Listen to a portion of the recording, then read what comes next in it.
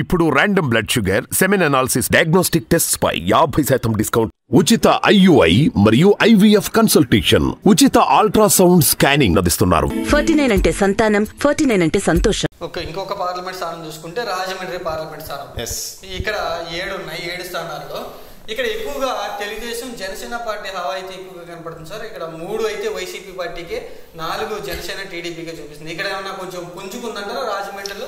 ఏం లేదు, మనం ఇందాక మాట్లాడుకున్నట్లుగా ఈస్ట్ వెస్ట్లో జనసేన అంటే పవన్ కళ్యాణ్ గారికి సంబంధించిన సామాజిక వర్గం బేసిక్గా ఎక్కువగా ఉంది కాబట్టి ఈస్ట్ వెస్ట్లో ఉన్న 34 కాన్స్టిట్యున్సీస్లో కొంతవరకు టీడీపీ జనసేన అలయన్స్కి హవా ఉండే అవకాశం ఉంది.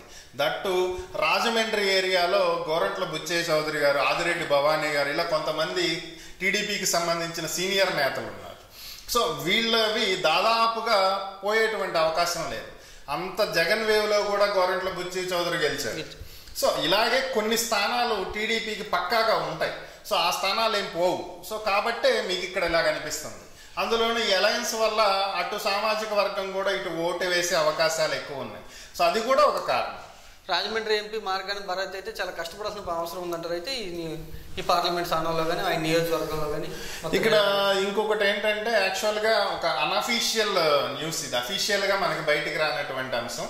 ఇది సోషల్ మీడియాలో ఒక చర్చ నడుస్తుంది. ఏంటంటే ఎంపీ మార్గాని భరత్ ఈసారి ఎమ్మెల్యేగా కంటెస్ట్ చేయాలని చెప్పి భావిస్తున్నాడు అనేది ఒక వార్త. మరి ఇందులో ఎంతవరకు నిజాలు ఉన్నాయనేది తెలియదు. మరి పార్టీ ఎంతవరకు అంగీకరిస్తుందో తెలియదు. ఆయనకు ఒకవేళ ఎమ్మెల్యే సీట్ ఇస్తే అది ఎక్కడిస్తారో తెలియదు.